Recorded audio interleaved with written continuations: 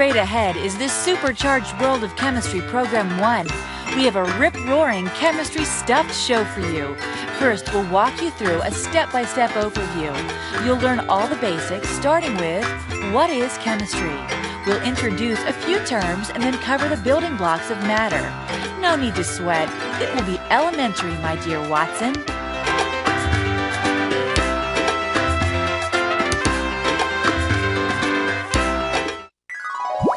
It's pop quiz time. True or false? Distilled water is an example of homogeneous matter. Is it possible? Are the rumors true? Stay tuned for the answer.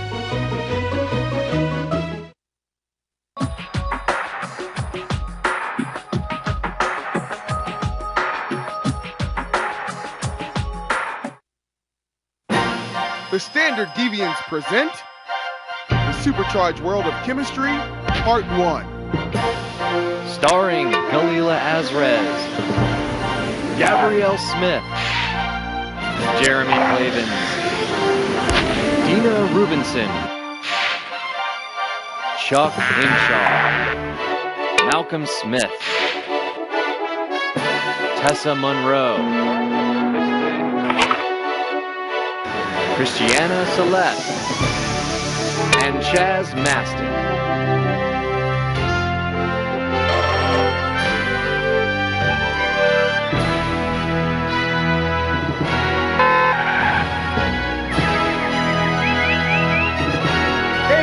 Come get in the picture.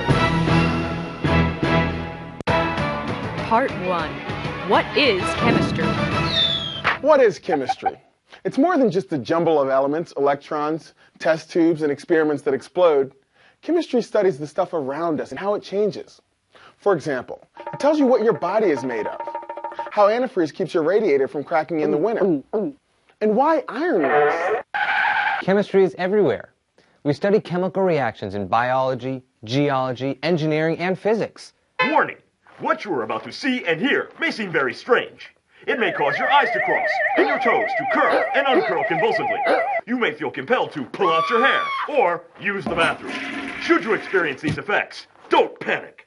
Azimuthal quantum number titration, ZIMS, antibody, Gimba, electron, stoichiometry, mole fraction, beryllium, obinium, lithiation. Remember this. Chemistry looks and sounds strange because chemists have developed their own special language, which they use to describe things. So, learn the language. Study the terms. Once you get used to the way chemistry sounds, you won't feel like it's causing a nuclear meltdown in your head. In no time, it will all make perfect sense. Alas, no more delay. Let's get right to the heart of the matter. Section A, Introduction to Matter. Chemists study the interactions between energy and matter. Matter is anything that takes up space and has mass. When you think matter, think space and mass. Matter can take up a little space with a lot of mass, like a rock, or it can take up a lot of space with very little mass, like air. Energy is not matter because it doesn't take up space or have mass. Beware! We will use the terms mass and weight interchangeably. You can't do this all the time. For instance, mass and weight are totally different measurements in physics. But for our purposes, they're the same doggone thing. So, don't let it confuse you. Energy does things to matter. For instance, as the fire burns the clothing on Bobo's butt, Bobo can see the light and feel the heat from the fire emanating from his hindparts. Light and heat are examples of energy. Hey, how you doing? All right. Look, here's the lowdown on matter. It comes in 3 states: Massachusetts, Rhode Island, and Vermont. Hey, I'm just kidding, right? The 3 states are solid, liquid, and gas. When matter moves from one state to another, like when water evaporates or when ice melts, hey, we call that a change of state. Each solid, liquid, or gas has a unique set of characteristics, or properties, that we can observe and measure. Now, there are 2 kinds of properties. There's physical, and then there's chemical. Now, the physical properties, they describe physical attributes, right? Or physical changes. Temperature, height, weight, consistency, odor, and hardness, hey, they're all physical properties. They're the properties we can measure without changing the identity of the matter. For instance, melting point. It's a physical property, right? As ice turns to water, it's changing its physical state from a solid to a liquid. Hey, now water doesn't look like ice, but its basic identity is the same, right? Right. So, when we measure the melting point of ice, we're measuring a physical property. Boiling point, freezing point, and evaporation, they're all physical properties. When we talk about the chemical properties of matter, we're referring to the way the matter acts during chemical reactions. For instance, water's ability to decompose into the elements hydrogen and oxygen is one of water's chemical properties. Now, let me interrupt you here for a second. The wife and I are looking to buy a new home, and we'd like to buy some property, obviously, to put that home on. Now, how much would buying some chemical property set me back? Well, you gotta pay $1,500 down. For what? For the broker. So not for the chemical property? No, for the broker. Ah. Huh. Once water decomposes, it's not water anymore. Well, what is it? It's hydrogen and oxygen. Didn't you hear before? Oh, yeah, you said that. Right. I forgot. I was thinking about, buying a house. You can't measure chemical properties without changing the matter. When iron rusts, the rusting process is a measurable chemical property, but it definitely changes the iron. You can only find chemical properties through experimentation. Right. This is why experiments are so frequent and important a part of chemistry. Yeah. So here's a good way to think about the difference between physical and chemical properties. If you change the property and the matter only looks different, its identity hasn't changed, right? You're dealing with a physical property. Now, if you change the property and the matter's identity has changed, like when water breaks down into the elements hydrogen and oxygen, hey, then you're dealing with a chemical property. Two types of matter are homogeneous matter and heterogeneous matter. Homogeneous matter has the same physical and chemical properties throughout it. In other words, all the stuff that makes up homogeneous matter acts pretty much the same way. Homogeneous matter is called a substance. Distilled water, which has had all the impurities removed from it, is a pure substance and an example of homogeneous matter. Heterogeneous matter is a mixture of substances. This rock is an example of heterogeneous matter since it was formed from fragments of other rocks. This limestone is also heterogeneous matter since it was formed from the secretions of organisms. Ew, gross! A mixture of substances is considered homogeneous if the mixture has the same physical and chemical properties throughout it. A homogeneous mixture is also called a solution. On the other hand, a heterogeneous mixture has different chemical and physical properties, and these properties remain separate from each other. Orange juice is a heterogeneous mixture. You can strain the bits of orange out of the water. You can separate both homogeneous and heterogeneous mixtures into their component parts by physical means such as distillation and the filtration we just did. Distillation is the process where we evaporate liquids or solids with heat, then condense the vapor back into a liquid. On the other hand, you can only separate pure substances by chemical means, like adding heat or an electrical current. When you separate a pure substance, you get either an element or a compound.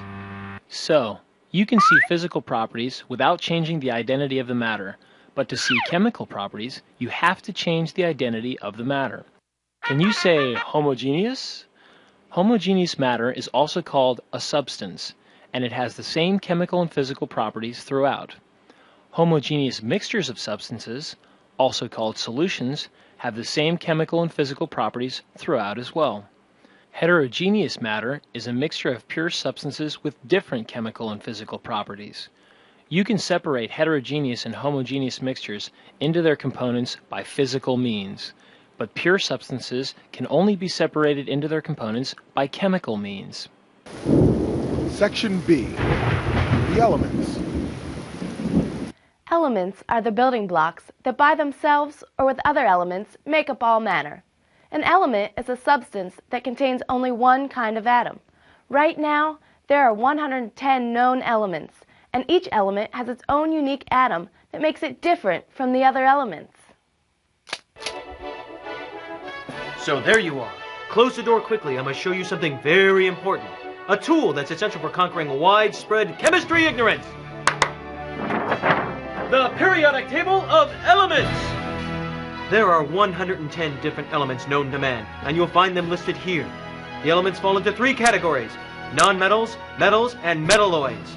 The metals are on the left side and in the middle of the table, with the exception of hydrogen, which is on the left side but is not a metal. The nonmetals are on the right, and the metalloids are in a narrow diagonal strip between the metals and the nonmetals. Neon, argon, krypton, xenon, radon, and helium are called noble gases. That's because we do not combine easily with other elements to form compounds. In fact, neon, argon, and I are never reacted with another element, so they call us inert. I'm so ashamed. Compounds are made of combinations of elements. A compound is a substance with 2 or more kinds of atoms combined in fixed proportions. Dude, so water's a good example of a compound because it forms from the elements hydrogen and oxygen, right? That's right, and a single unit of a compound is called a molecule. In the case of water, 2 hydrogen atoms and 1 oxygen atom combine through a chemical reaction and form a water molecule. In order for oxygen and hydrogen to come together to form water molecules, a chemical reaction has to make the atoms move from their original combinations to form new combinations. An increase in temperature can increase the rate of a chemical reaction. It's important to remember that during the chemical reaction, the atoms themselves don't change. There aren't suddenly any more or fewer atoms. They simply rearrange themselves to form the new compound. The molecular formula of a molecule shows the exact number of atoms of each element that makes up a molecule. For water, the molecular formula is H2O. H2 means that there are 2 hydrogen atoms, and O, without any subscripts, means there is only 1 oxygen atom. So you and everything around you are made up of elements. A substance consisting of 2 or more elements combined in fixed proportions is a compound. And the single unit of a compound, a chemical combination of 2 or more atoms, is a molecule. Part 2. Units of measure. Like physics and all the sciences, chemistry uses the metric system. You're probably used to the English system, but metric is even simpler, since converting from larger to smaller units, or vice versa, is just a matter of prefixes. We all know that you know the metric system, but here's a quick refresher just in case. Section A, the metric system and SI units. This chart shows most of the commonly used prefixes. You'll see these everywhere, so it's useful to familiarize yourself with them now, particularly nano through mega. Nano. Oh, Mark, mega cool. The International System of Units, also known as SI units, is based on the metric system and has been adopted by most countries. SI units are used for measurements and calculations in chemistry. These are commonly used SI-based units, and you're going to get to know them all. Meters, symbolized by a lowercase m, measure length. Kilograms, abbreviated to kg, measure mass. Seconds, or a lowercase s, measure time. We measure volume in liters, symbolized by a capital L, and we measure heat in joules, symbolized by a capital J. Kelvins, symbolized by a capital K, measure temperature. Note that we don't say degrees Kelvin. This temperature measurement doesn't involve degrees, so just say kelvins. We measure large quantities of substances with a special unit called the mole, abbreviated MOL. Kelvins and moles are 2 important units of measurement, which we'll use constantly. If you fail to take the proper precautions, these chemistry terms can hurt you. Be prepared. Put out the fires before they start. Learn the metric system and the SI-based units. Section B, uncertainty in measurement. Okay. All right.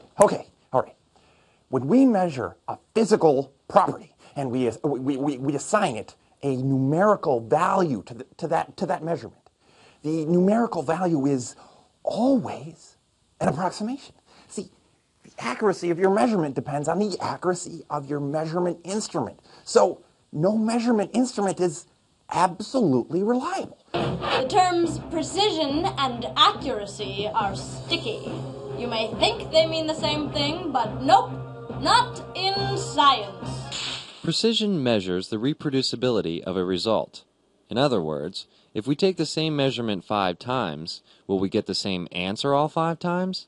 If we do, our results are precise. Accuracy refers to how close our measurement is to the theoretical true value. When I say true value, I mean the value is determined by some brilliant chemist and listed in your textbook. If our measurement matches the theoretical true value, then the measurement is accurate. When you decide how many digits you want to use to represent a value, you are deciding how many significant figures to use. Significant figures include the numbers on either side of the decimal point that seem reasonably certain. This is a little weird, but they're just some rules you need to learn. For instance, the number 1.075 has 4 sig figs, and 2.00127 has 6 sig figs. The number 0.0075 has only 2 sig figs, since the zeros in the number only serve to locate the decimal point. Same with 0.0000362.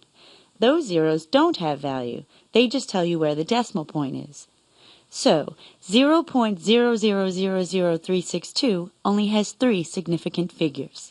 When you make calculations, you have to decide how many significant figures to use in your answer. If the answer has more figures than are significant, you can round it off. Here are some general rules for sig figs. For addition and subtraction problems, give the result in as many decimal places as the number in the problem with the fewest decimal places. Remember, decimal places are only the numbers after the decimal point. For example, 10.712 plus 3.61 equals 14.322. But since the number 3.61 in the problem only has 2 decimal places, we can only use 2 decimal places in our answer. The final number just isn't significant. Multiplication and division problems are handled a little differently. You round off the result so it has the same number of significant figures as the number in the problem with the fewest significant figures.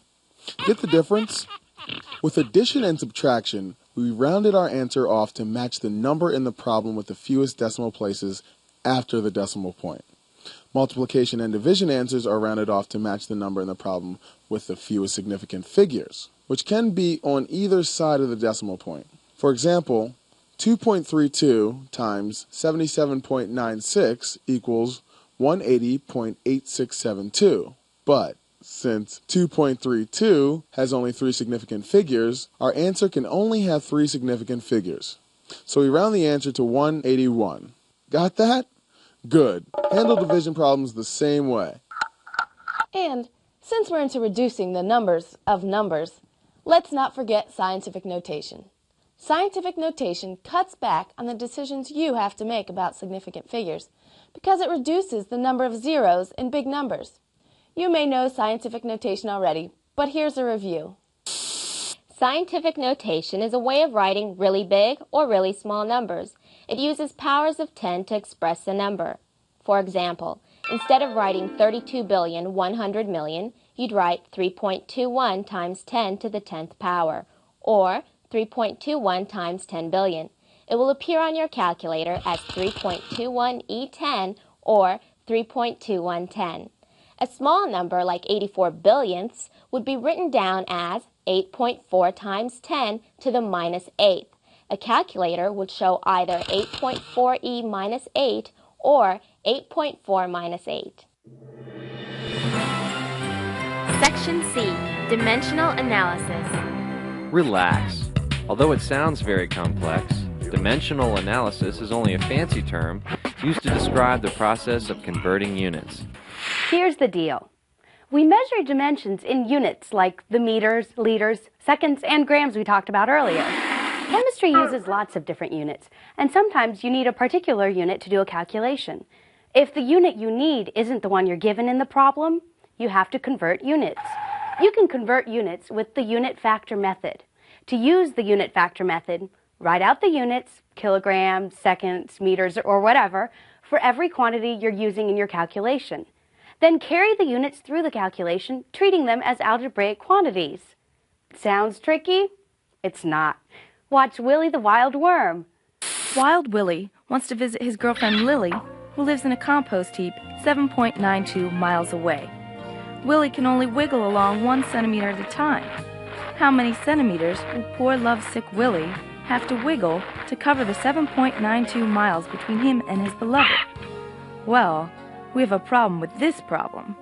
Willie measures his travels in centimeters, but we've measured his travel in miles, so we have to convert to centimeters, Willie's unit of measurement. Using the unit factor method, multiply the quantity you start with by the appropriate conversion factor until you get the unit you want. In this case, convert miles to feet, feet to inches, and inches to centimeters, since centimeters is the unit you need for your answer. 1 mile equals 5,280 feet, 1 foot equals 12 inches, and 1 inch equals 2.54 centimeters. To find out how many centimeters Willie has to wiggle, we set the problem up this way. 7.92 miles times 5,280 feet over 1 mile times 12 inches over 1 foot times 2.54 centimeters over 1 inch. The first conversion factor, the one converting miles to feet, looks like this. 5,280 feet over 1 mile. 5,280 feet is equal to 1 mile, so in our equation, multiplying by 5,280 feet over 1 mile is just like multiplying by 1. You know that multiplying anything by 1 doesn't change the value. All we're changing here is the units, so this is when we treat the units like algebraic quantities. Remember crossing stuff out in algebra problems? When we cancel out the miles, feet, and inches in the problem, then multiply it through, we get 1.27 times 10 to the 6th centimeters. It's like we multiplied 7.92 times 1 times 1 times 1, changing only the units, not the values. And hey, don't forget the sig figs. 7.92 only has 3 significant figures, so the numbers in the answer can only have 3 significant figures. Hey babe, fix me a sandwich, will ya?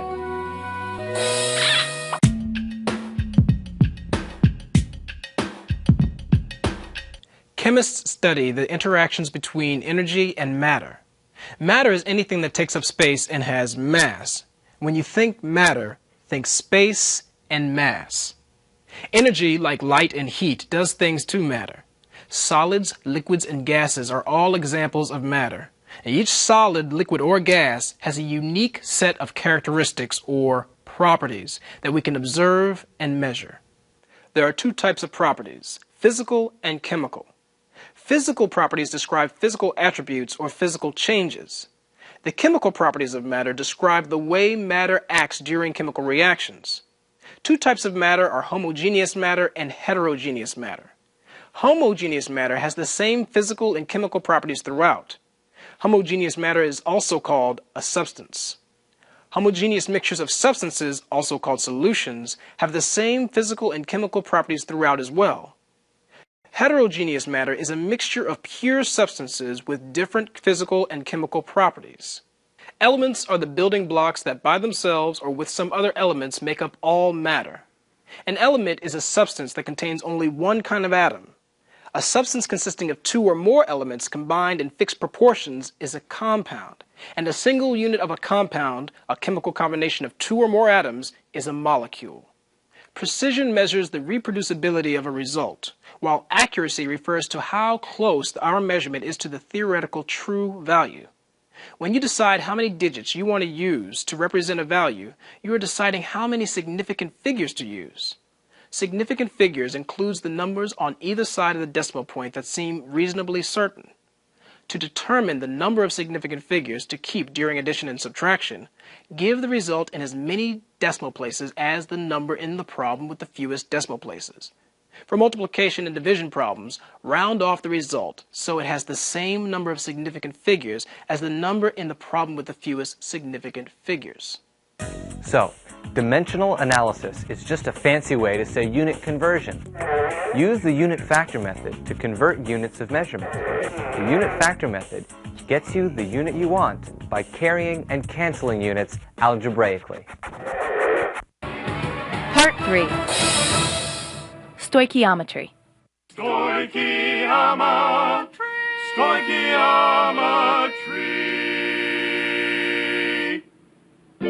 Stoichiometry deals with the quantities of stuff in chemical reactions. We use stoichiometry to answer the question, how much?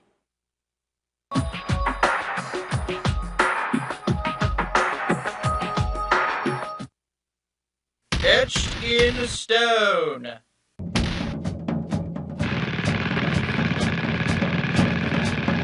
Element.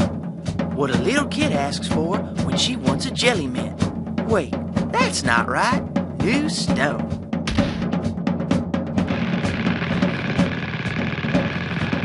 Element. A substance that contains only one kind of atom. Etched in stone. Here's your pop quiz answer. The answer is true. Homogeneous matter has the same physical and chemical properties throughout.